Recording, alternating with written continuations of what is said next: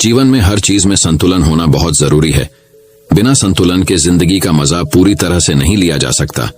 ऐसी सिख गौतम बुद्ध ने कई सालों पहले उस वक्त की पीढ़ी को क्यों दी थी? इसके पीछे का रहस्य क्या है? आज इसी रहस्य के बारे में हम गौतम बुद्ध की कहानियों के माध्यम से जानेंगे। तो बिना देर किए चलिए उन कहानियों की शुरुआत करते हैं। पहली कहानी, जीवन का संतुलन आवश्यक है। यदि जीवन का संतुलन बिगड़ा और थकान आई तो समझ लीजिए कि बीमारी आई। और यदि वापस ऊर्जा अर्जित करने के लिए विश्राम किया जा रहा है तो ऐसी थकान वरदान भी साबित हो सकती है। इन दिनों जिस तरह की हमारी जीवन शैली है, इसमें असंतुलन बहुत अधिक है। सुबह उठने से लेकर रात को सोने तक शरीर की कुछ नियमित क्रियाएं हैं, आदमी उसे भूल गया है। गौतम बुद्ध बहुत काम करते पर कभी थकते नहीं थे।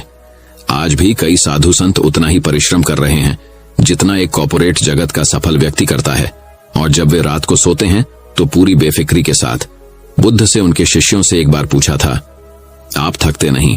बुद्ध का उत्तर था, जब मैं कुछ करता ही नहीं तो थकूंगा कैसे? बात सुनने में अजीब लगती है लेकिन है बड़ी गहरी है। अध्यात्म ने इसे साक्षी भाव कहा है।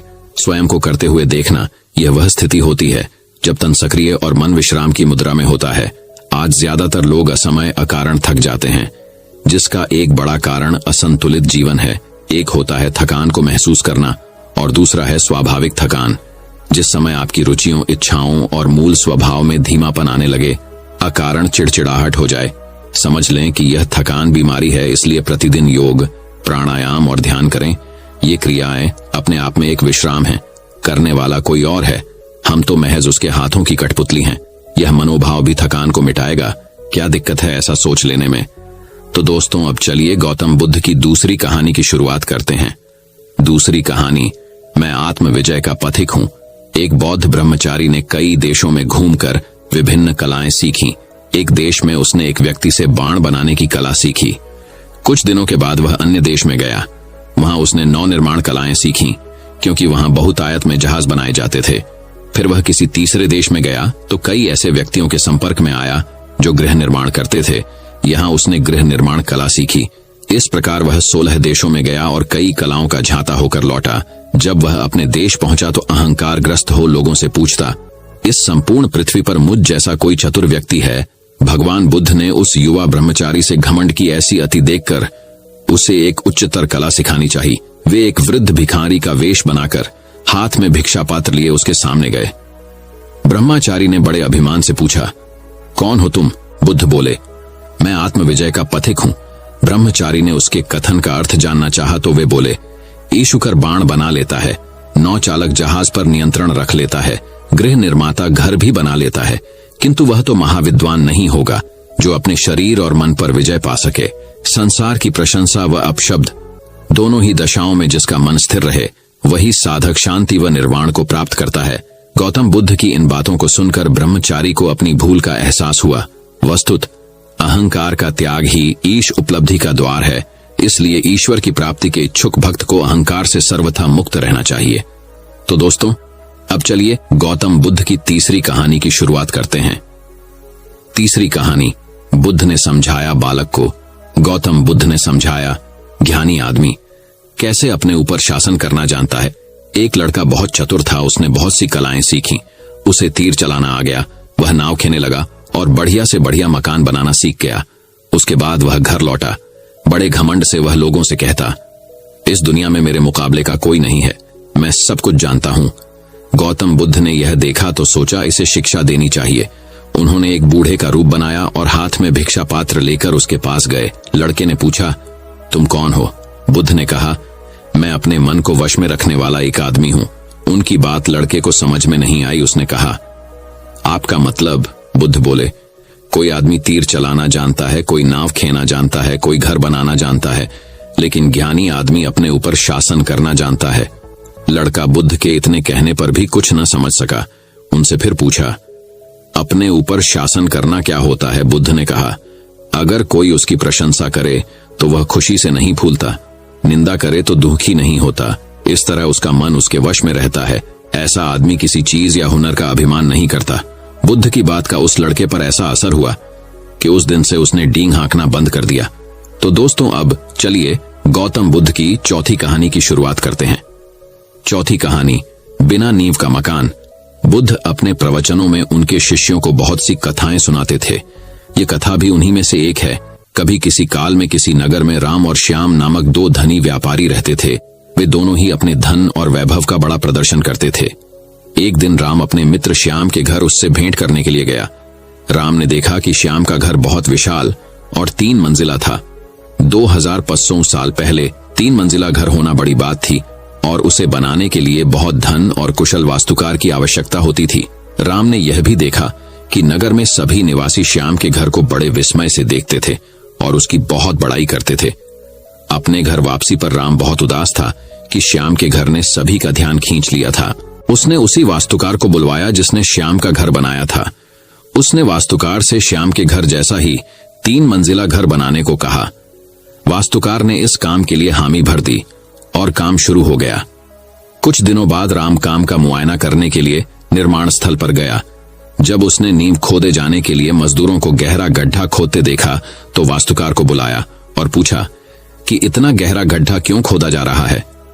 मैं आपके बताए अनुसार 3 मंजिला घर बनाने के लिए काम कर रहा हूं। वास्तुकार ने कहा, सबसे पहले मैं मजबूत नींव बनाऊंगा, फिर क्रमशः पहली मंजिल, दूसरी मंजिल और तीसरी मंजिल बनाऊंगा। मुझे इस सब से कोई मतलब नहीं है। राम ने कहा, तुम सीधे ही तीसरी मंजिल बनाओ और उतनी ही ऊंची बनाओ जितनी ऊंची तुमने श्याम के लिए बनाई थी। नींव की और बाकी मंजिलों की परवाह मत करो। ऐसा तो नहीं हो सकता, वास्तुकार ने कहा। ठीक है, यदि तुम यह नहीं करोगे तो मैं किसी और से करवा लूंगा, राम ने नाराज होकर कहा। उस नगर में कोई भी वास्तुकार नींव के बिना वह घर नहीं बना सकता था। फलतः वह घर कभी न बन पाया। अतः किसी भी बड़े कार्य को संपन्न करने के लिए उसकी नींव सबसे मजबूत बनानी चाहिए एवं काम को योजनाबद्ध तरीके से किया जाना चाहिए। तो दोस्तों, अब चलिए गौतम बुद्ध की 5वीं कहानी की शुरुआत करते हैं। 5वीं कहानी, दुनिया के अंत से परमेश्वर का आरंभ। एक युवा एक फकीर के पास पहुंचा और शिष्य बनने की इच्छा व्यक्त की। फकीर ने उसे अपने पास रख लिया। युवा ने कुछ दिन बाद पूछा, मैं सत्य की खोज में हूं, वह कहां मिलेगा? फकीर बोला, सत्य तुम्हें वहां मिलेगा जहां दुनिया का अंत होता है। युवा फकीर से अनुमति लेकर दुनिया का अंत खोजने के लिए निकल गया। वर्षों तक सफर करने के बाद वह उस गांव तक पहुंच गया जिसे दुनिया का अंतिम गांव माना जाता था। उसने गांव के लोगों से पूछा कि दुनिया का अंत कितनी दूर है। लोगों ने कहा, थोड़ा आगे जाने पर वहां एक पत्थर लगा है जिस पर लिखा है यहां दुनिया समाप्त होती है, किंतु तुम वहां मत जाओ। जिस भयावह गड्ढे पर दुनिया समाप्त होती है वह तुम देख नहीं पाओगे, डर जाओगे। वह बोला, मुझे उस सत्य को पाना है, अतः मैं वहां जाऊंगा। जब युवा उस स्थान पर पहुंचा तो वहां भयावह शून्य था और गहरे गड्ढे की कोई तलहटी नजर ही नहीं आ रही थी। वह इतना भयभीत हो गया कि मुंह से बोल ही नहीं निकले और फिर जो भागना शुरू किया तो सीधा फकीर के पास ही आकर रुका। फकीर ने उसकी दशा देखकर उससे पूछा, तख्ती के दूसरी ओर क्या लिखा था? वंश वह बोला, दूसरी ओर तो मैंने देखा ही नहीं, क्योंकि इस तरफ भीषण दृश्य था। मैं डर कर भागा। तब फकीर ने उसे समझाया कि तख्ती के दूसरी ओर लिखा था, यहां परमात्मा का आरंभ होता है। दुनिया खत्म होने से अभिप्राय उसके राग रंग समान होने से है। जहां हम दुनिया के आकर्षणों से दूर होते हैं वहीं परमात्मा की उपलब्धि हो जाती है, जो परम सत्य है और जिसे तुम पाना चाहते हो। तो दोस्तों, अब चलिए गौतम बुद्ध की 6ठी कहानी की शुरुआत करते हैं। 6ठी कहानी, सच्चा समर्पण। एक राजा पहली बार गौतम बुद्ध के दर्शन करने अपने पास का एक अमूल्य स्वर्णाभूषण लेकर आया था। गौतम बुद्ध उस अमूल्य भेंट को स्वीकार करेंगे, इस बारे में उसे शंका थी। सो अपने दूसरे हाथ में वह एक सुंदर गुलाब का फूल भी ले आया था। उसे लगा भगवान बुद्ध इसे अस्वीकार नहीं करेंगे। गौतम बुद्ध से मिलने पर जैसे ही उसने अपने हाथ में रखा रत्न जड़ित आभूषण आगे बढ़ाया तो मुस्कुराकर बुद्ध ने कहा, इसे नीचे फेंक दो। राजा को बुरा लगा, फिर भी उसने वह आभूषण फेंककर दूसरे हाथ में पकड़ा हुआ गुलाब का फूल बुद्ध को अर्पण किया, यह सोचकर कि गुलाब में कुछ आध्यात्मिकता, कुछ प्राकृतिक सौंदर्य भी शामिल है। बुद्ध इसे अस्वीकार नहीं करेंगे। लेकिन फूल देने के लिए राजा ने जैसे ही अपने हाथ आगे बढ़ाए, बुद्ध ने फिर कहा, इसे नीचे गिरा दो। राजा परेशान हुआ। वह बुद्ध को कुछ देना चाहता था, पर अब उसके पास देने के लिए कुछ भी बचा नहीं था। तभी उसे स्वयं का ख्याल आया। उसने सोचा, वस्तुएं भेंट करने से बेहतर है कि मैं अपने आप को ही भेंट कर दूं। ख्याल आते ही उसने अपने आप को बुद्ध को भेंट करना चाहा। बुद्ध ने फिर कहा, नीचे गिरा दो। गौतम के जो शिष्य वहां मौजूद थे वे राजा की स्थिति देखकर हंसने लगे। तभी राजा को बोध हुआ, मैं अपने आप को समर्पित करता हूं कहना कितना अहंकारपूर्ण है। मैं अपने को समर्पित करता हूं यह कहने में समर्पण नहीं हो सकता, क्योंकि मैं तो बना हुआ है, वह समर्पण कहां हुआ। इस बोध के साथ राजा स्वयं बुद्ध के पैरों पर गिर पड़ा। तो दोस्तों, अब चलिए गौतम बुद्ध की 7वीं कहानी की शुरुआत करते हैं। 7वीं कहानी 3 गांठें। भगवान बुद्ध अक्सर अपने शिष्यों को शिक्षा प्रदान किया करते थे। एक दिन प्रातःकाल बहुत से भिक्षुक उनका प्रवचन सुनने के लिए बैठे थे। बुद्ध समय पर सभा में पहुंचे, पर आज शिष्य उन्हें देखकर चकित थे, क्योंकि आज पहली बार वे अपने हाथ में कुछ लेकर आए थे। करीब आने पर शिष्यों ने देखा कि उनके हाथ में एक रस्सी थी। बुद्ध ने आसन ग्रहण किया और बिना किसी से कुछ कहे वे रस्सी में गांठें लगाने लगे। वहां उपस्थित सभी लोग यह देख सोच रहे थे कि अब बुद्ध आगे क्या करेंगे। तभी बुद्ध ने सभी से एक प्रश्न किया, मैंने इस रस्सी में 3 गांठें लगा दी हैं। अब मैं आपसे ये जानना चाहता हूं कि क्या यह वही रस्सी है जो गांठें लगाने से पूर्व थी। एक शिष्य ने उत्तर में कहा, गुरुजी, इसका उत्तर देना थोड़ा कठिन है। ये वास्तव में हमारे देखने के तरीके पर निर्भर है। एक दृष्टिकोण से देखें तो रस्सी वही है, इसमें कोई बदलाव नहीं आया है। दूसरी तरह से देखें तो अब इसमें 3 गांठें लगी हुई हैं जो पहले नहीं थीं, अतः इसे बदला हुआ कह सकते हैं। पर यह बात भी ध्यान देने वाली है कि बाहर से देखने में भले ही ये बदली हुई प्रतीत हो, पर अंदर से तो ये वही है जो पहले थी। इसका बुनियादी स्वरूप अपरिवर्तित है, सत्य है। बुद्ध ने कहा, अब मैं इन गांठों को खोल देता हूं। यह कहकर बुद्ध रस्सी के दोनों सिरों को एक दूसरे से दूर खींचने लगे। उन्होंने पूछा, तुम्हें क्या लगता है, इस प्रकार इन्हें खींचने से क्या मैं इन गांठों को खोल सकता हूं? नहीं नहीं, ऐसा करने से तो ये गांठें तो और भी कस जाएंगी और इन्हें खोलना और मुश्किल हो जाएगा। एक शिष्य ने शीघ्रता से उत्तर दिया। बुद्ध ने कहा, ठीक है, अब एक आखिरी प्रश्न, बताओ इन गांठों को खोलने के लिए हमें क्या करना होगा? शिष्य बोला, इसके लिए हमें इन गांठों को गौर से देखना होगा ताकि हम जान सकें कि इन्हें कैसे लगाया गया था, और फिर हम इन्हें खोलने का प्रयास कर सकते हैं। रात बीत गई, सब लोग चले गए, पर शौर्यपुच्छ बेसुध कार्य निमग्न रहा। बुद्ध उसके पास पहुंचे और बोले, शौर्यपुच्छ, तुमने प्रसाद पाया या नहीं? शौर्यपुच्छ का गला रुंध गया। भाव विभोर होकर उसने तथागत को साष्टांग प्रणाम किया। बुद्ध ने कहा, वत्स, परमात्मा किसी से धन और संपत्ति नहीं चाहता, वह तो निष्ठा का भूखा है। लोगों की निष्ठाओं में ही वह रमण किया करता है, और तुमने स्वयं यह जान लिया। तो दोस्तों, अब चलिए गौतम बुद्ध की 8वीं कहानी की शुरुआत करते हैं। 8वीं कहानी, सिद्धार्थ ने मौन का महत्व समझाया। कथा सिद्धार्थ के जीवन के उस दौर की है जब वे बुद्धत्व को प्राप्त नहीं हुए थे और निरंजना नदी के तटीय वनों में वृक्ष के नीचे ध्यान करते थे। सिद्धार्थ प्रतिदिन ध्यान करने के बाद पास के किसी गांव में चले जाते और भिक्षा मांगकर लौट आते। कुछ दिनों के बाद उन्होंने भिक्षाटन पर जाना बंद कर दिया, क्योंकि एक गांव के प्रधान की छोटी बेटी सुजाता उनके लिए नित्य भोजन लाने लगी। सिद्धार्थ को वह बड़े स्नेह से भोजन कराती थी। कुछ दिनों बाद उसी गांव का एक चरवाहा भी सिद्धार्थ से प्रभावित होकर उनके पास आने लगा। उसका नाम स्वस्थी था। एक दिन स्वस्थी से सिद्धार्थ बातें कर रहे थे कि सुजाता भोजन लेकर आई। जैसे ही सिद्धार्थ ने भोजन करना शुरू किया, उन्होंने बातचीत बंद कर दी। जितनी देर तक वे भोजन करते रहे, बिल्कुल चुप रहे और वहां सन्नाटा छाया रहा। स्वस्थी को हैरानी हुई। उसने सिद्धार्थ के भोजन करने के उपरांत उनसे पूछा, गुरुदेव, आप मेरे आने के बाद निरंतर वार्तालाप करते रहे, किंतु भोजन के समय एक शब्द भी नहीं बोले, इसका क्या कारण है? सिद्धार्थ बोले, भोजन का निर्माण बड़ी कठिनाई से होता है। किसान पहले बीज बोता है, फिर पौधों की रखवाली करता है और तब कहीं जाकर अनाज पैदा होता है। फिर घर की महिलाएं उसे बड़े जतन से खाने योग्य बनाती हैं। इतनी कठिनाई से तैयार भोजन का पूरा आनंद तभी संभव है जब हम पूर्णतः मौन हों। अत भोजन के दौरान मैं मौन रहकर उसका पूरा स्वाद लेता हूं। वस्तुतः शांति से किया गया भोजन न केवल शारीरिक भूख को तृप्त करता है, बल्कि मानसिक आनंद और सात्विक ऊर्जा भी देता है। तो दोस्तों, अब चलिए गौतम बुद्ध की 9वीं कहानी की शुरुआत करते हैं। 9वीं कहानी। दोस्तों, एक दिन की बात है। एक बाप और बेटे स्कूटर पर कहीं जा रहे होते हैं। तभी रास्ते में बाप की नजर रोड के साइड में कुछ लड़कों के ऊपर पड़ती है जो कीचड़ में कुछ ढूंढ रहे होते हैं। वो अपना स्कूटर वहां पर रोकते हैं और जा करके उन बच्चों से पूछते हैं, बेटे क्या ढूंढ रहे हो यहां पर? तो उनमें से एक लड़का बोलता है कि अंकल आपको दिख नहीं रहा है, ये सामने सोने का फल है, हम उसको पाने की कोशिश कर रहे हैं। उस लड़के की बात सुनते ही पिता का ध्यान जाता है उस सोने की फल की तरफ जो चमक रहा होता है। फिर उस पिता के दिमाग में कुछ विचार चलने लग जाते हैं कि काश ये जो फल है ये मेरे बेटे के पास में आ चाहे तो न सिर्फ उसकी बल्कि मेरी भी जिंदगी बदल जाएगी। तो बिना सोचे समझे वो पिता अपने बेटे को वहां बुलाते हैं और धक्का मार देते हैं उस कीचड़ में और बोलते हैं, तुझे किसी भी कीमत पर वो सुनहरा फल लेकर के आना है। लेकिन बेटे को वो सुनहरा फल नहीं चाहिए। होता है उस बेटे के अपने कुछ और ही अलग सपने होते हैं। वो बेटा बहुत कोशिश करता है अपने पिता को यह समझाने की कि मेरी खुशी इस सुनहरा फल में नहीं है, मेरी खुशी कहीं और है, मेरे सपने कुछ अलग है। लेकिन उसके पिता उसके एक शब्द भी नहीं सुनते हैं।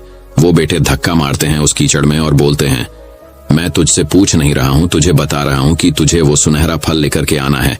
वो बेटा भी अपने बाप के सपने को पूरा करने के लिए अपनी पूरी जान लगा देता है और पूरी कोशिश करता है कि किसी भी तरीके से वो सोने का फल उसके हाथ में आ जाए। लेकिन जैसे जैसे वो हाथ पैर मारता है उस फल को पकड़ने के लिए, वैसे वैसे वो उस कीचड़ में नीचे ढंसने लग जाता है। और उसके बाद ही उसको पता लगा कि ये असल में कीचड़ नहीं है, ये दलदल है। वो चीखता है, चिल्लाता है, अपने पिता को आवाज लगाता है। लेकिन उसके पिता उसके एक नहीं सुनते। उसके पिता बोलते हैं कि बहाने मत बना, और भी लोग हैं वहां पर जो कर रहे हैं, तो जब वो कर सकते हैं तो तुम क्यों नहीं। बेटा एक बार वो फिर से कोशिश करता है, अपनी पूरी जान लगा देता है। लेकिन उसके बाद भी उसके हाथ में कुछ नहीं आता है और वो धीरे धीरे नीचे धंसता चला जाता है और उस दलदल के नीचे दब जाता है और मर जाता है। तब उसके पिता को एहसास होता है कि उससे कितनी बड़ी गलती हुई। वो वहीं बैठकर जोर जोर से रो रहा होता है, चीख रहा होता है। तभी वहां पर एक साधु आता है। वो साधु बाबा उससे पूछते हैं, क्यों रो रहे हो। फिर वो आदमी उस सोने के फल की तरफ इशारा करते हुए उस साधु को अपनी पूरी बात बताता है और बोलता है कि इसमें मेरी क्या गलती है, मैंने तो जो कुछ भी अपने बेटे के लिए किया, बेटे की खुशी के लिए किया। तो साधु उस फल को ध्यान से देखता है और उस आदमी को कहता है, जिस सोने की फल की वजह से तुमने अपने बेटे को गंवा दिया, कम से कम एक बार ध्यान से उस फल की तरफ देखा तो होता कि वहां पर कोई असली सुनहरा फल है भी या नहीं। साधु बाबा की बात सुनकर उस आदमी को गुस्सा आया और उसने कहा कि सामने तो दिख रहा है ये सोने का फल, आपको नहीं दिख रहा क्या। तब वो साधु उस कीचड़ के ऊपर एक बड़ा सा पेड़ होता है जिसकी तरफ इशारा करते हुए बोलते हैं कि वो जिसे तुम देख रहे हो वो उस फल की परछाई है, असली फल वहां पर उस पेड़ के ऊपर है। और फिर वो साधु उस आदमी को बोलता है कि अपने बेटे को जबरदस्ती धक्का देने की बजाय और उसको बताने की बजाय कि तेरी खुशी किसमें है, अगर तुमने उससे पूछा होता कि बेटा तू बता क्या करना चाहता है, तेरी खुशी किसमें है, तो ना सिर्फ तुम्हारा बेटा जिंदा होता बल्कि हो सकता है कि उसके हाथ में वो असली सोने का फल भी होता। दोस्तों ऐसा ही हमारी जिंदगी में सबके साथ होता है। लेकिन अगर हम अपने बच्चों की खुशी किस चीज में है ये पता कर उन्हें वो चीज करने में प्रोत्साहित करें तो वो उस कार्य में सबसे अलग और सर्वोत्तम बन सकते हैं। तो दोस्तों अब चलिए 10वीं कहानी की शुरुआत करते हैं। 10वीं कहानी की शुरुआत कुछ इस प्रकार होती है। बहुत समय पहले किसी राज्य में एक बहुत ही क्रूर राजा था। वह इतना क्रूर था कि उसने अपने ही जनता के पैसों को लूट करके अपना बड़ा सा खजाना बना लिया था। राजा के सामने यह समस्या थी कि इन सारे खजानों को कहां छुपाया जाए। अंततः एक मंत्री के सलाह पर उसने शहर से दूर एक सुनसान जंगल में तहखाना बनवाया और उसमें सारे खजाने को छुपा दिया। उस तहखाने तक पहुंचने का रास्ता और उसकी चाबी सिर्फ 2 लोगों को मालूम थी, एक राजा और दूसरा उसका बहुत ही भरोसेमंद मंत्री। राजा को लगता था कि अगर मैं कभी नहीं जा पाया तो मंत्री को भेजकर यह सुनिश्चित कर लूंगा कि वहां सब कुछ सुरक्षित है या नहीं। कुछ दिनों के अंतराल पर राजा खजाने की जांच करने के लिए अपने सबसे भरोसेमंद मंत्री को भेज दिया करता था। मंत्री भी राजा के आज्ञा का पालन करते हुए खजाने के सुरक्षित होने की खबर देता था। जो भी नया धन लुटा जाता था उसे भी मंत्री के द्वारा तहखाने तक पहुंचा दिया जाता था। धीरे धीरे तहखाने में बहुत सारा खजाना जमा हो गया। तहखाने के अंदर ऐसे ऐसे हीरे, जवाहरात और रत्न थे जिसके बारे में राजा और उसके मंत्री के अलावा दुनिया का कोई दूसरा आदमी नहीं जानता था। पूरा तहखाना बहुत सारे अनमोल रत्नों से भरा पड़ा था। कुछ दिनों के बाद राजा को रात में सोते वक्त तहखाने में जमा किए गए खजाने की याद आई। उसे तहखाने में जमा किए गए हीरे, जवाहरात और रत्नों को देखने का मन हा। अगले दिन सुबह सवेरे वह अपने घोड़े पर सवार हुआ और बिना किसी को बताए चुपचाप अपने राजमहल से निकला और जंगल में स्थित उस तहखाने तक पहुंच गया। तहखाने की एक चाबी राजा के पास थी। उसने दरवाजा खोला और तहखाने के अंदर मौजूद खजाने को देखने लगा और मंत्रमुग्ध हो गया। वह बहुत खुश था और मन ही मन सोच रहा था कि मुझसे ज्यादा अमीर इस दुनिया में दूसरा कोई नहीं है। हीरे, मोती और रत्नों को देखने में राजा बहुत व्यस्त हो गया। वह अपने ही ख्यालों में खोया हुआ था। तभी वहां से वह मंत्री निकला जिसके पास तहखाने की दूसरी चाबी थी। तहखाने का दरवाजा खुला देखकर वह डर गया। उसे लगा कि 2 दिन पहले जब मैं आया था तो शायद मुझसे गलती से दरवाजा खुला तो नहीं रह गया। उसने जल्दी से तहखाने का दरवाजा बंद किया और राजमहल की तरफ चला गया। राजा अभी भी हीरे, जवाहरात और आभूषणों को देखकर मंत्रमुग्ध हो रहा था। कुछ देर बाद राजा को लगा कि अब महल की तरफ चलना चाहिए। जब तहखाने से बाहर निकलने के लिए दरवाजे पर आया तो दरवाजा बंद देखकर बहुत परेशान हुआ। दरवाजा बाहर से बंद था। राजा के पास चाबी थी, लेकिन उस चाबी का होता क्या? दरवाजा खोलने के लिए राजा ने बहुत कोशिश की, लेकिन सारी कोशिश बेकार हो गई। राजा बहुत देर तक इस उम्मीद में दरवाजे पर बैठा रहा कि शायद मंत्री आए और दरवाजा खोल दे, लेकिन दरवाजे के पास बहुत देर तक बैठने के बाद भी जब मंत्री नहीं आया तो राजा वापस हीरे के पास आया और कहने लगा, ऐ नायाब हीरे, क्या मुझे एक घूंट पानी पिला दोगे? उन रत्नों को हाथ में लेकर कहने लगा, मुझे बहुत भूख लगी है, मेरी मदद करो और दरवाजा खोल दो। राजा को लग रहा था कि यह खजाने भी कह रहे हो कि गलत तरीके से कमाई गई। जिंदगी भर की यह दौलत भी तेरी मदद नहीं कर सकते। ये सारे हीरे, मोती और आभूषण न एक घूंट पानी पिला सकते हैं और न ही भोजन का एक निवाला। राजा भूख प्यास के कारण बहुत कमजोर हो गया और जल्द ही बेहोश होकर जमीन पर गिर गया। जब होश आया तो उसकी हालत खराब थी, उसकी अंतिम सांसें चल रही थीं। उसने हीरे के बक्से से बहुत सारे हीरे के टुकड़े निकाले और उस पर लेट गया। राजा मरने से पहले एक संदेश देना चाहता है। उसका संदेश बहुत साधारण था, लेकिन लिखने के लिए कोई चीज नहीं थी। उसने हीरे के टुकड़े से अपनी उंगली तोड़ ली। उंगली से खून बहने लगा। उंगली से बह रहे खून से उसने दीवार पर कुछ लिख दिया और मर गया। दूसरी तरफ मंत्री अपने सेना के साथ राजा को खोजने के लिए निकल पड़ा। सभी सिपाही अलग अलग दिशा में महीनों तक राजा को ढूंढते रहे, लेकिन राजा का कुछ भी पता नहीं चला। तमाम कोशिशों के बाद भी जब राजा नहीं मिला तो मंत्री के मन में दूसरा ख्याल आया। मंत्री ने सोचा कि हो सकता है राजा को किसी ने अगवा कर लिया हो। पता नहीं राजा वापस आएगा भी या नहीं। एक काम करते हैं, जंगल में जो खजाना है जिसके बारे में सिर्फ मुझे पता है, उसमें से कुछ लेकर निकल लेता हूं। राजा का तो कुछ अता पता नहीं है। मंत्री के पास तहखाने की दूसरी चाबी थी। मंत्री ने ही उस तहखाने के दरवाजे को बंद किया था। वह चोर की तरह चुपचाप अकेला तहखाने तक पहुंचा। जैसे ही उसने तहखाने का दरवाजा खोला तो सुन्न रहा गया। हीरों से बनी बिस्तर पर एक लाश पड़ी हुई थी और वह लाश राजा की थी। मंत्री ने जब आगे देखा तो दीवार पर खून से कुछ लिखा हुआ था।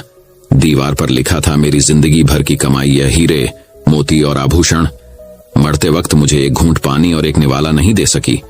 दोस्तों, इस कहानी के माध्यम से अब आप समझ गए होंगे कि लालच कितनी बुरी चीज है। लालची इंसान कभी भी अपने जीवन में आगे नहीं बढ़ सकता। हमें अपने उपयोग से अधिक चीजों को नहीं रखना चाहिए, बल्कि इसके विपरीत हमें अपने जीवन में त्याग और दान करना चाहिए। दूसरों की सेवा और परोपकार करने से जीवन खुशहाल होता है। दूसरों की भलाई में जो खुशी है शायद वह किसी भी दूसरे नहीं है। तो दोस्तों, अब चलिए 11वीं कहानी की शुरुआत करते हैं। 11वीं कहानी की शुरुआत कुछ इस प्रकार होती है। ये कहानी है एक राज्य के राजा के 3 बेटों की है। उस राजा के तीनों पुत्र बहुत ही शक्तिशाली है। तीनों में बराबर बुद्धि थी। तीनों में वो क्षमता हो कि वक्त आने पर चाहे जो भी राजा बने वो अपने राज्य को अच्छे से चला सके। प्रजा के लिए, अपने राज परिवार के लिए वो सही फैसला ले सके, ऐसा राजा चाहते थे। और इसके लिए राजा ने सोचा कि हमारे तीनों बेटे अब बहुत ही ज्यादा समझदार, बुद्धिमान, शक्तिशाली और हर काम में माहिर बन गए हैं, तो इनकी एक परीक्षा लिया जाए। जैसे ही राजा ने सोचा कि परीक्षा लेनी है तो अगले दिन राजा के आदेश पर तीनों राजकुमारों को दरबार में बुलाया गया और राजा बोले कि मैं तुम तीनों की एक परीक्षा लेना चाहता हूं। हमें अभी लगता है कि तुम तीनों अब उन सारी शिक्षाओं को पा चुके हो जिसके तुम हकदार हो, और इसलिए हम तुम्हारी एक परीक्षा लेंगे कि तुम तीनों ने गुरुकुल में क्या शिक्षा ली। तो अब उस परीक्षा के बारे में उन तीनों को बताया गया कि आप तीनों राजकुमारों को बारी बारी से 4-4 महीने की अंतराल गैप में एक पेड़ को ढूंढने के लिए जाना है। लेकिन एक बात याद रखो कि वो पेड़ हमारे राज्य में नहीं है, इसलिए आपको दूसरे अलग अलग राज्य में जाना होगा और उस पेड़ को ढूंढ करके हमें बताना है कि वो कैसा दिखता है, और उस पेड़ का नाम है नाशपाती। नाशपाती का पेड़ ढूंढने के लिए उन तीनों को 4-4 महीने के अंतराल में जाना था। तो पहली बारी आई सबसे बड़े राजकुमार की। अब अगले दिन सबसे बड़ा राजकुमार अपने राजमहल से निकला और वो अपने राज्य छोड़ दूसरा राज्य, दूसरा छोड़कर तीसरा, ऐसे ही 5 अलग अलग राज्य में, और अब आकर पास के राज्य में उनको नाशपाती का पेड़ मिला और पूरे अच्छे से देखा। और देख करके वो वापस आए। करीब 7 दिन बाद वो अपना राज्य पहुंचा और पहुंचते ही सीधे राजा के पास गया और पिताजी को प्रणाम किया और कहा, पिताजी, मुझे वो नाशपाती का पेड़ मिला और मैंने उसको बारीकी से देखा, और आप कहें तो मैं उसका विवरण दूं। तो राजा ने बोला, बेटा अभी नहीं बोलना है, अभी तुम धीरज रखो और ये बात किसी से मत कहना। और उसके 4 महीने के बाद दूसरा बेटा गया, वो भी अलग अलग राज्य में गया और उन्होंने भी नाशपाती का पेड़ देखा और वापस आया। और उसके बाद सबसे छोटा बेटा गए और 10 अलग अलग राज्य में गए, और उनमें से कुछ राज्य में उनको नाशपाती पेड़ के बारे पता लगा, तो उसने भी एकदम बारीकी से उस पेड़ देखा और वापस आ गए। जब 1 साल के तीनों की परीक्षा समाप्त हुई तो तीनों को एक दिन राज दरबार में बुलाया गया। सारे मंत्रीगण वहां बैठे थे और बाकी अलग अलग राज्य के राजा वहां पर बैठे थे। अब महाराज ने बोला, बेटा तुम तीनों ने तो अलग अलग राज्य जाकर नाशपाती का पेड़ देख लिया है, तो अब एक एक करके उसके बारे में बताओ कि आपको वो पेड़ कैसा दिखा और कहाँ मिला। सबसे बड़े बेटे से शुरू हुआ। बड़े राजकुमार ने कहा, पिताजी, हमारे पास के राज्य में मुझे पेड़ मिला और लोगों ने कहा कि यही नाशपाती का पेड़ है, लेकिन जाकर के देखा कि वो तो सूखा सा था, टेढ़ा मेढ़ा सा था, मतलब किसी काम का नहीं था। मेरा सवाल आपसे ये कि आपने उस पेड़ को ढूंढने क्यों भेजा? तो राजा ने सबका जवाब दूंगा पहले, बाकी भाइयों को तो नाशपाती के पेड़ के बारे में बताने दो। तो दूसरे बेटे कहना शुरू किया, भैया क्या बात कह रहे हो पिताजी, जो मैंने नाशपाती का पेड़ देखा है उस पर हरी भरी पत्तियां थीं, लेकिन मुझे एक कमी लगी, उसमें फल नहीं लगे थे। और जैसे ही दूसरा वाला ये बातें बोल रहा था, तीसरा वाला जो सबसे छोटा राजकुमार था उसने कहा, पिताजी ये भैया क्या बात कर रहा है, मैंने किसानों से पक्का किया है, आसपास के लोगों ने बताया कि ये नाशपाती का पेड़ है और उसमें बहुत सारे फल लगे थे। वो नाशपाती का पेड़ नाशपाती से भरा हुआ था। जैसे ही तीनों अपनी अपनी बातें बोली, तीनों एक दूसरे से झगड़ने लगे। दरबार में जितने भी मंत्री थे, अलग अलग राज्य के राजा थे, वो सभी देख रहे थे कि ये महाराज क्या करवा रहे हैं, अपनी बेटों में लड़ाई करवा दी। तभी राजा अपने सिंहासन से खड़े हुए और बोले, आप तीनों राजकुमारों को झगड़ने की जरूरत नहीं है। आप तीनों राजकुमारों ने बिल्कुल सही पेड़ को देखा है और तीनों ही सही हैं, लेकिन क्योंकि आप तीनों 4-4 महीने के अंतराल में गए, इसलिए आप तीनों ने एक ही पेड़ को अलग अलग अवतार में देखा है। आप तीनों को आपस में लड़ने की जरूरत नहीं। तीनों राजकुमार चुप हो गए। राजा ने कहा, मैं आप तीनों राजकुमारों को 3 बातें सिखाना चाहता था, इसलिए इस नाशपाती का पेड़ ढूंढने के लिए तुम तीनों को आसपास के राज्य में भेजा था। तो राजकुमारों ने पूछा, पिताजी आप क्या समझाना चाहते हैं? तो उन्होंने कहा, आप तीनों ने इस नाशपाती के पेड़ को अलग अलग टाइम पर देखा और इससे 3 बातें सीखने को मिलती है। पहली बात, किसी भी चीज पर फैसला तब तक ना लें जब तक आप उसे आखिरी तक उसे जान ना लें, चाहे वो आपके दोस्त हो, चाहे वो आपके परिवार के मेंबर हो या कोई सिचुएशन हो। जब तक आपको उसके बारे में पूरी जानकारी ना हो तब तक अपना निर्णय ना लें। दूसरी बात, जिंदगी में कभी भी किसी को जज मत करो, हो सकता है कि वो वक्त उसके लिए खराब चल रहा हो। बड़े राजकुमार ने सोचा कि सूखा पेड़ था, लेकिन नाशपाती के लिए वो मौसम ही खराब था। तीसरी बात, जो सबसे जरूरी बात है, चाहे इंसान हो, चाहे जानवर हो, चाहे पेड़ पौधे हो, उनकी जिंदगी में कभी भी टाइम एक जैसा नहीं रहता।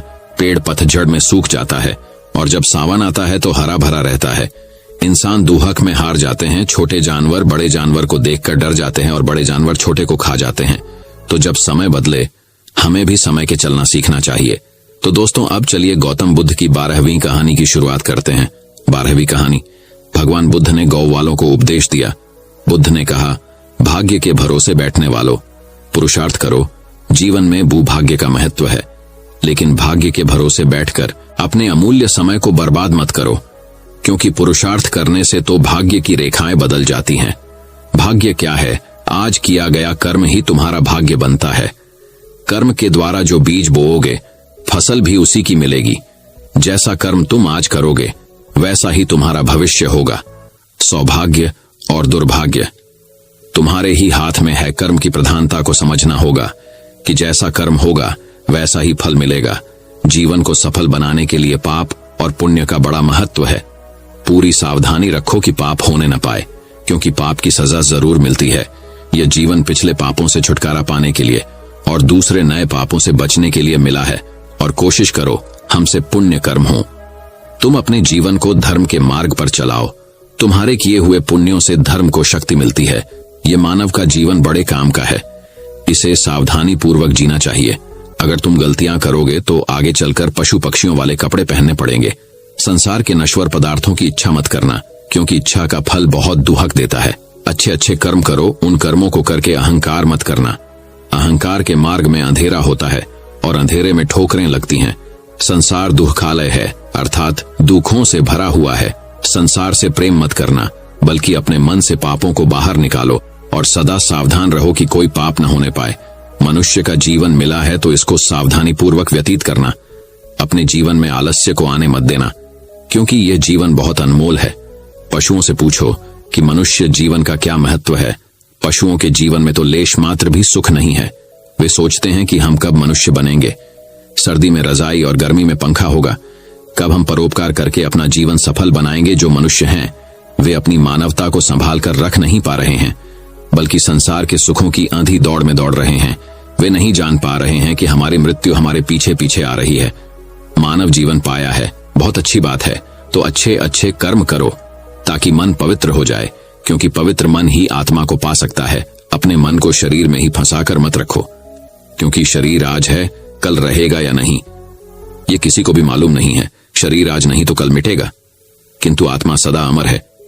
शरीर को आयु कुछ वर्षों की है, परंतु आत्मा अनंत है। वह तीनों कालों में है। आत्मा पहले भी था, अब भी है और बाद में भी रहेगा। वह शाश्वत है, सनातन है, सूक्ष्म से भी सूक्ष्म है। संसार की सारी शक्तियां उसी से सत्ता पाती हैं। तुम मनुष्य बने हो, विचार करो कि तुम कौन हो। जब तक यह समझ में नहीं आएगा कि तुम कौन हो, तब तक तुम भटकते रहो। जब तक तुम अपनी भूल में सुधार नहीं करोगे, तब तक तुम शांति को प्राप्त नहीं कर सकते। शांति को पाना है तो मन को पवित्र करके आत्मा का अनुभव कर लो। आत्मा में ही अनंत विश्राम है। यह शरीर कुछ समय के लिए मिला है, वास्तव में तुम आत्मा हो। तुम्हारा शरीर जिससे शक्ति पा रहा है वह आत्मा ही है, और वही आत्मा तुम्हारे शरीर में मौजूद है। आत्मा को जानना, आत्मा को समझना, आत्मा को पाना, आत्मा का अनुभव करना और आत्मा का साक्षात्कार करना, यह सब मनुष्य शरीर के द्वारा ही संभव है। बस तुम सावधान हो जाओ कि मन में कोई गलत विचार आने न पाए। पहले मन में गलत विचार आता है, फिर वह विचार बलवान होने पर गलत कर्म करवा देता है। गलत कर्म का मतलब है पाप का जन्म हो जाना। बुद्ध ने कहा कि तुम्हारे जीवन के साथ साथ काल भी दौड़ रहा है। बचपन और यौवन कब निकल जाएंगे पता भी नहीं चलेगा। शरीर भी अनेक रोगों से घिरा रहता है। इस शरीर की शारीरिक और मानसिक दोनों प्रकार के रोगों से रक्षा करनी पड़ती है। रोग और भोग दोनों शरीर को निर्बल करते रहते हैं। रोगी और भोगी दोनों को ज्ञान अच्छा नहीं लगता। जिनका तन और मन स्वस्थ नहीं होता वे परमार्थ का लाभ नहीं उठा पाते। मनुष्य को चाहिए कि वह अपनी आयु रूपी संपदा का पूरा पूरा लाभ उठा। अगर मनुष्य चाहे तो अपने जीवन में अच्छे अच्छे कर्म करके श्रेष्ठ प्रगति कर सकता है। जीवन में संयम को धारण करें, व्यर्थ की कामनाओं का त्याग करें, ज्ञान का दीपक जलाकर कामनाओं का विसर्जन करें। क्रोध को आग समझकर उससे सदा दूर रहना चाह। सदा ज्ञान गंगा का संग करो, क्योंकि शुभ विचार ही समस्त समस्याओं का समाधान है। बुद्ध ने कहा कि अपने जीवन से सदा लोभ को दूर रखो, क्योंकि तुम्हारे बूढ़े होने पर भी लोभ बूढ़ा नहीं हो पाता, और लोभ सदा भूखा ही रहता है। उसका पेट कभी भी नहीं भर पाता। अगर लोभ की वासना प्रबल है तो वह दूसरे जन्म में भी पीछा नहीं छोड़ती। जिस मनुष्य को लोभ अपने वश में कर लेता है उसका ज्ञान वह चुरा लेता है। लोभ को शांत करना है तो संतोष की शरण में जाना होगा। मोह के आकर्षण में मत आना, क्योंकि मोह से तुम्हारा मन बंध जाएगा और बंधा हुआ मन तुमको बहुत दुहक देगा। मन के दुख का कारण है अज्ञान। मन में अगर अज्ञान है तो दुखों से कभी भी छुटकारा नहीं हो सकेगा। बस एक सम्यक ज्ञान ही है जो तुमको परम शांति और मोक्ष दे सकता है। तुम अपने तन और मन में प्रेम तथा ज्ञान की ज्योति जला लो, फिर तुम्हारे जन्म जमांतर का अज्ञान मिट जाएगा। आज तुम मनुष्य जन्म को धारण करके बैठे हो, इसका मतलब यह है कि तुम शांति और मोक्ष के अति निकट हो। अब तुम संसार में रहकर भी संसार के लगाव में फंसना मत। संसार के अज्ञान से दूर रहना, क्योंकि वह तुमको बांध देगा। अपनी आत्मा का ध्यान करो, वह तुमको सर्व बंधनों से मुक्त कर देगा। ज्ञान को सावधानी से सुनना चाहिए। महात्मा गौतम बुद्ध के श्रावस्ती में प्रवचन चल रहे थे। प्रवचन में नित्य ही बड़ी संख्या में लोग आते और वे भी महत्वपूर्ण व गंभीर विषयों पर बुद्ध से ज्ञान ग्रहण करते। बुद्ध का शिष्य वर्ग भी काफी विशाल था, जो प्रवचन स्थल की व्यवस्था संभालता और बुद्ध की सेवा में सदैव तत्पर रहता। एक बार रात के समय महात्मा बुद्ध प्रवचन दे रहे थे। सदैव की भांति काफी लोग उनके प्रवचन सुन रहे थे। एक व्यक्ति जो बुद्ध के ठीक सामने बैठा था, बार बार नींद के झोंके ले रहा था। बुद्ध थोड़ी देर तक तो प्रवचन देते रहे, फिर उससे बोले, वत्स, सो रहे हो? उस व्यक्ति ने हड़बड़ाकर कहा, नहीं महात्मा। बुद्ध ने पुनः प्रवचन प्रारंभ किए। वह व्यक्ति फिर ऊँघने लगा। महात्मा ने फिर वही प्रश्न दोहराया और उसने फिर अचकचाकर, नहीं महात्मा, कहाँ? ऐसा लगभग 8-10 बार हो गया। कुछ देर बाद बुद्ध ने उससे पूछा, वत्स, जीवित हो? हर बार की तरह इस बार भी उसने कहा, ही। महात्मा ने यह सुनकर उपस्थित श्रोताओं में हंसी की लहर दौड़ गई और वह व्यक्ति पूर्णतः चैतन्य हो गया। तब बुद्ध गंभीर होकर बोले, वत्स, निद्रा में तुम्हारे मुख से सही उत्तर मिल ही गया। जो निद्रा में है वह मृतक समान ही है। महात्मा बुद्ध का संकेत था कि गुरु से ज्ञान ग्रहण करते वक्त सजगता अत्यंत आवश्यक है। गाफिल रहने की स्थिति में ज्ञान की प्राप्ति पूर्ण नहीं होती और अधकचरा ज्ञान सदैव खतरनाक साबित होता है। तो दोस्तों, अब चलिए गौतम बुद्ध की 13वीं कहानी की शुरुआत करते हैं। 13वीं कहानी, गौतम बुद्ध से सीखें खुद को वश में करने का तरीका।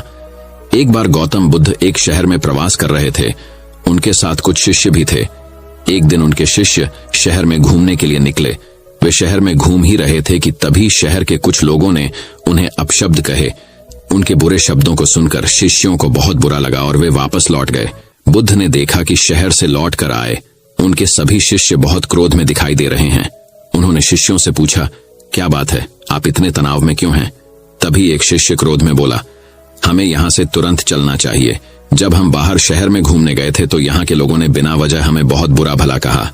जिस जगह हमारा सम्मान नहीं हो वहां हमें नहीं रहना चाहिए।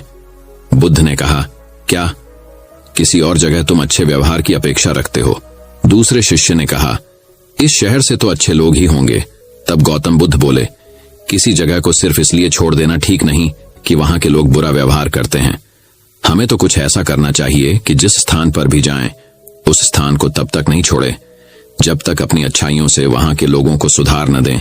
हम जिस भी स्थान पर जाएं, वहां के लोगों का कुछ न कुछ भला करके ही वापस लौटें। बुद्ध ने कहा, जिस प्रकार युद्ध में बढ़ता हुआ हाथी चारों तरफ के तीर सहते हुए भी आगे बढ़ता जाता है, ठीक उसी तरह उत्तम व्यक्ति भी दूसरों के अपशब्दों को सहते हुए अच्छे कार्य करता रहता है। खुद को वश में करने वाले प्राणी से उत्तम कोई और नहीं हो सकता। बुद्ध की बात शिष्यों को अच्छी तरह से समझ में आ गई और उन्होंने वहां से जाने का इरादा त्याग दिया। दोस्तों, मैं उम्मीद करता हूं कि यह कहानी सुनने से आपके जीवन में अच्छे बदलाव आए होंगे। आपको इस वीडियो से क्या सीखने मिला ये कमेंट करके जरूर बताएं और अपने परिवार, दोस्तों या आपके करीबी इंसान के साथ ये कहानी शेयर करके उन्हें भी इस ज्ञान से परिचित करवाएं। बाकी अगर आपको ये वीडियो दिल से अच्छी लगी हो तभी इस वीडियो को लाइक कर देना और आपने अब तक इस चैनल को सब्सक्राइब न किया हो तो चैनल को सब्सक्राइब भी जरूर कर देना। आपका हर दिन शुभ हो और खुशियों से आपका जीवन भरा रहे। धन्यवाद। नमो बुद्धाय।